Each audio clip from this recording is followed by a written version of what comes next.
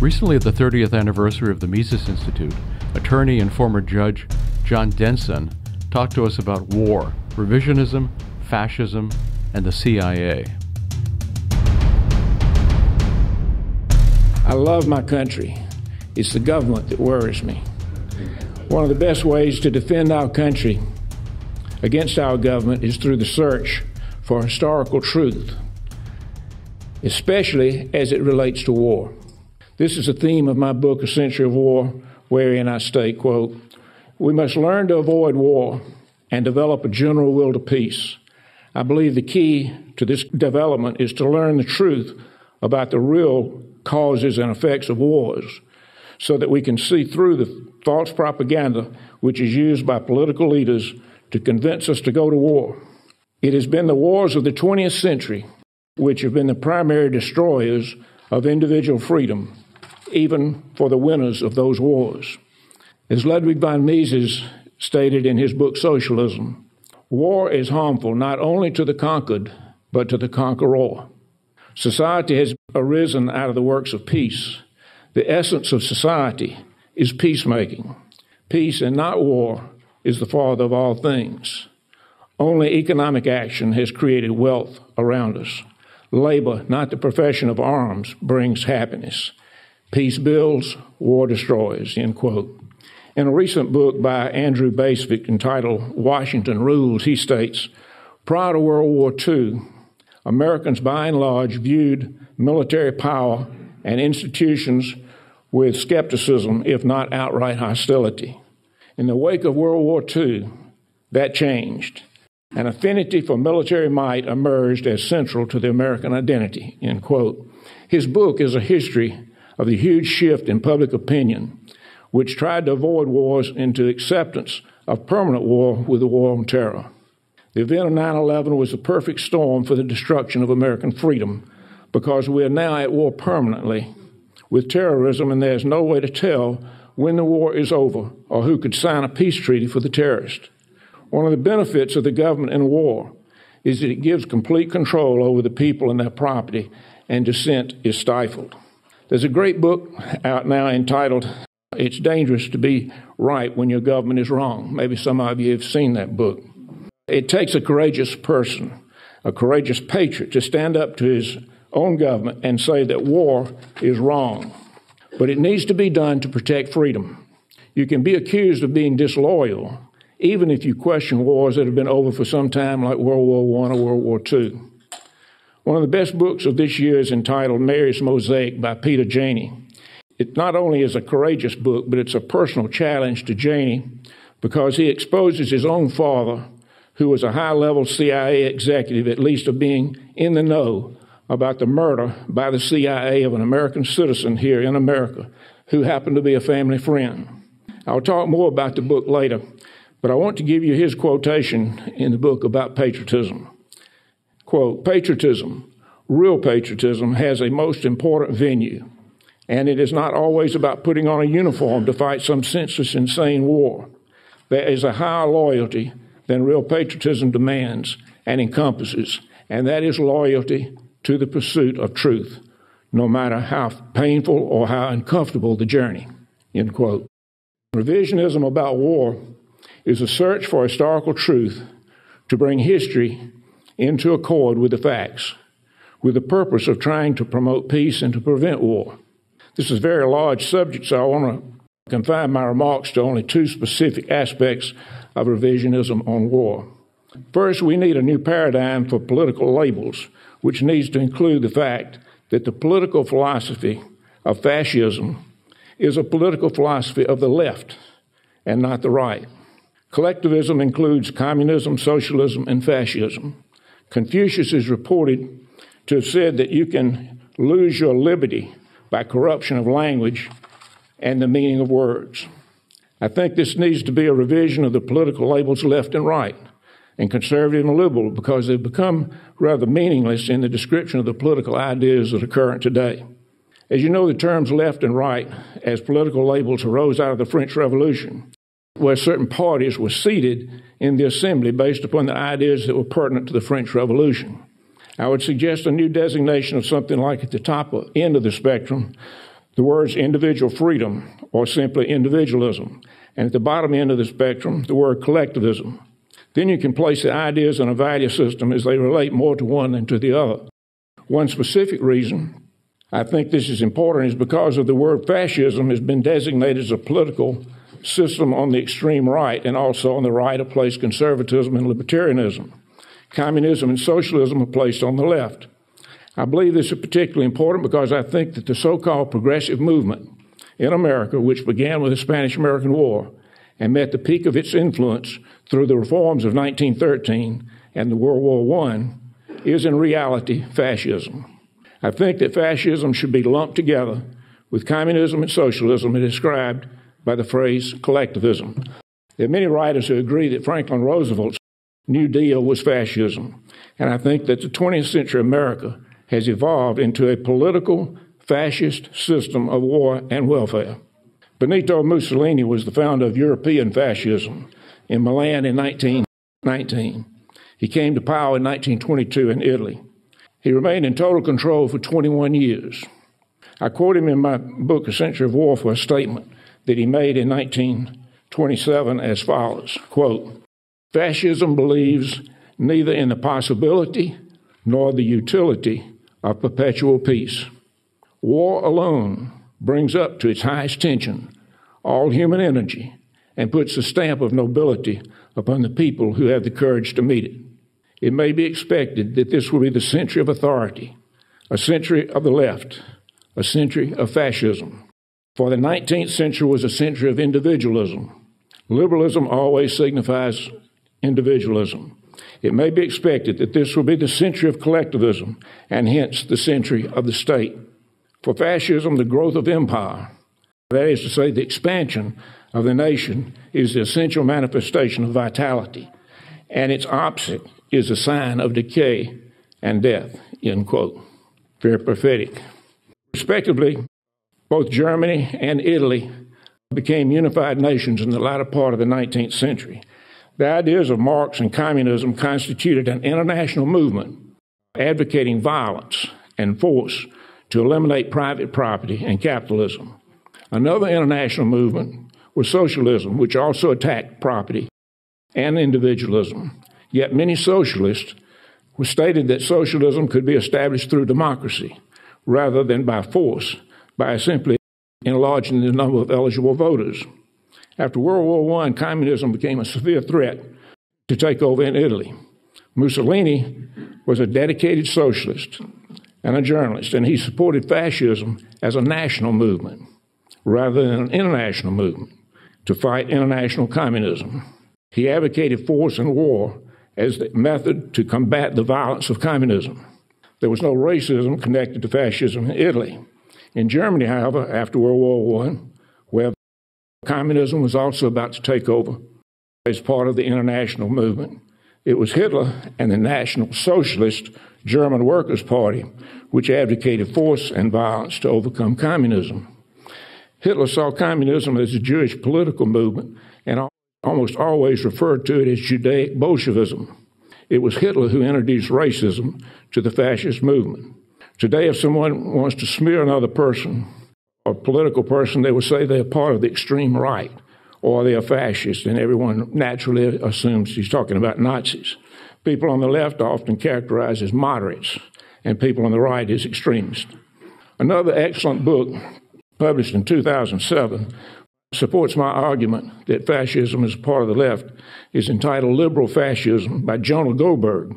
He states the main idea of his book as follows, quote, "In this book, I have argued that modern liberalism is the offspring of 20th century progressivism, which in turn shares intellectual roots with European fascism." Jonah Goldberg points out in this book that Teddy Roosevelt, Herbert Crowley, and his colleagues glorified war because it, quote, "was the midwife of progress." Indeed, Crowley believed that the Spanish-American War's greatest significance lay in the fact that it gave birth to progressivism, end quote. Goldberg points out that the progressive believed in the militarization of society, and politics was considered the best available means towards centralization of power. You could use patriotism on the people to cause them to give up their liberty in the name of security. Goldberg states, quote, Wilson fully abandoned his faith in congressional government when he witnessed Teddy Roosevelt's success in turning the Oval Office into the bully pulpit, end quote. Goldberg further pointed out that the progressives were openly and proudly hostile to individualism and viewed the traditional system of constitutional checks and balances as an outdated impediment to progress because such horse and buggy institutions were a barrier to their own ambition, end quote. Goldberg thinks that Wilson may have been the 20th century's first fascist political leader instead of Mussolini. One of the 20th century's most astute intellectuals in political theory was Erich von Kuhnelt-Leiden, who agrees completely with me and Goldberg on placing fascism on the left. He covers this in his book entitled Leftism Revisited. In chapter 4 that is entitled Right and Left, he points out that in Germany after World War I, the National Socialists, or Nazis, were seated on the far right of the Reichstag, or Assembly, because on the left with the side of the Assembly were the Internationalists, which were the Communists and the Socialists. The Conservatives and the Monarchists were national movements and were seated on the right. Since Nazism was a national movement in Germany rather than international, they were seated on the right. He states this is how fascism became placed on the right in political dialogue. I think it's an important part of revisionism to get language correct and to reveal to Americans especially that the philosophy of progressivism, modern liberalism, and neoconservatism are really part of the fascist movement, and they're all collectivists, along with socialism and communism. Today, the dominant intellectual movement known as neoconservatism fits the definition of fascism. They gained control over the George W. Bush administration and have continued to dominate American foreign policy with the tragic war in Iraq and other wars spreading throughout the Middle East, which was their original intent. This brings me to my second point on revisionism in war, and that is the problem of the CIA and its secret activities which often lead to war. If you want to see where America first became known in the Middle East as the Great Satan, you can start with a book by Stephen Kinzer entitled All the Shah's Men, An American Coup and the Roots of the Middle East Terror. The book explains how the British colonial policy caused them to rape Iran by taking its oil and placing a British oil company and a refinery in Iran without any real benefit to Iran at all. Iran's greatest statesman, who was democratically elected, genuinely popular, and well-educated in Europe, was Mossadegh, who came to power and terminated the British imperialism by nationalizing the oil company. Churchill and the British appealed to President Truman to use the American CIA to overthrow Mossadegh, but Truman refused on the grounds that the CIA was simply an information-gathering agency and not an agency used to overthrow governments. This all changed with the election of Eisenhower in 1952, who brought to power the aggressive Dulles brothers, with John Foster as Secretary of State and Allen as head of the CIA. The Dulles brothers convinced Eisenhower that the CIA should be used to overthrow Mossadegh. They used the argument that if they did not do that, communism would take over Iran. Teddy Roosevelt's grandson, Kermit Roosevelt, led the CIA's secret and successful plan to overthrow Mossadegh and then installed the Shah to head the government. The CIA trained the Shah's secret police, who continued to terrorize the people of Iran until the Shah was overthrown later by his own people. America, which had had a good reputation in the Middle East before that, then became known as the Great Satan because it became well known that it was the CIA that had removed Mossadegh. Stephen Kinzer, who wrote All the Shah's Men, continued his story of the disastrous activity of the CIA in his excellent book entitled Overthrow, America's Century of Regime Change from Hawaii to Iraq. When Eisenhower left office in 1960, he described the CIA as, quote, a legacy of ashes, which became the title of an excellent and critical history of the CIA by Tim Weiner, published in 2007. The CIA is now recognized worldwide as the great threat to many countries and the cause of much war and chaos. Back in 1971, the British historian Arnold Toynbee wrote in the New York Times, May 7, 1971, as follows, quote, To most Europeans, I guess America now looks like the most dangerous country in the world. Since America is unquestionably the most powerful country, the transformation of America's image within the last 30 years is very frightening to Europeans. It is probably still more frightening for the great majority of the human race, who are neither Europeans nor North Americans. They, I imagine, feel even more insecure than we feel. They feel at any moment America may intervene in their internal affairs with the same appalling consequences as have followed from the American intervention into Southeast Asia. In today's climate, wherever there's trouble, violence, suffering, tragedy, the rest of us are now quick to suspect the CIA. In fact, the roles of the United States and Russia have been reversed in the eyes of much of the world. Today, America has become the nightmare, end quote. Of course, this was written long before the Mideast wars and all the involvement of the CIA there in the Iraq War. I do not think that timing is merely a coincidence that 1 month after the assassination of President John Kennedy, former President Harry Truman, who had created the CIA in 1947, wrote an editorial in the Washington Post dated December 22, 1963, entitled, "U.S. Should Hold CIA to Intelligence." It states this: "There's something about the way the CIA has been functioning that is casting a shadow over our historic position, and I feel we need to correct it. For some time, I've been disturbed by the way the CIA has been diverted from its original assignment. It has become an operational and at times a policy-making arm of the government." Listen to this next sentence and see what event you think he's referring to. "This has led to trouble and may have compounded our difficulties in several explosive areas 4 months after Kennedy's assassination. Therefore, I would like to see the CIA be restored to its original assignment as an intelligence arm of the president and whatever else it can properly do in that capacity, and that its operational duties be terminated or properly used elsewhere." This brings me back to the fantastic book Mary's Mosaic by Peter Janney, who condemns the CIA for what he believes was the murder of Mary Meyer 11 months after John Kennedy's murder, because the CIA felt that she knew too much about the assassination of John Kennedy and the involvement of the CIA. Mary Meyer was a beautiful, independently wealthy, well-educated, and influential person. The CIA apparently feared that her diary contained much incriminating evidence against the CIA. There are several accounts of the search for Mary Meyer's diary. One is that on the day after Mary's murder, her sister, who was married to Ben Bradley of the Washington Post, both went to Mary's house to search for the diary. When they entered her house, they found James Angleton, chief of counterintelligence of the CIA, already there without permission or authority, also searching for the diary. Mary had known John Kennedy for many years since college days and was suspected of being his mistress after her divorce from Cord Meyer. She was strongly opposed to the American intervention into Vietnam, and it was suspected that she had much influence on President Kennedy about Vietnam and war in general. As I stated, Peter Janney's father was a high-ranking CIA executive, and Mary Meyer's former husband, Cord Meyer, was also a high-ranking CIA executive. And for some time at CIA gatherings, while she was still married to Cord Meyer, she was openly critical of the CIA activities. At the time of her murder, she was divorced from Cord Meyer. In his book, Mary's Mosaic, Peter Janney states, "The CIA's inception and entrance into American landscape fundamentally altered not only the functioning of our government, but the entire character of American life. The CIA reign during the Cold War has contaminated the pursuit of historical truth.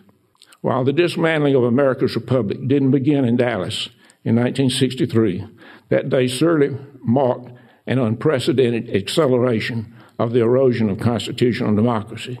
America has never recovered.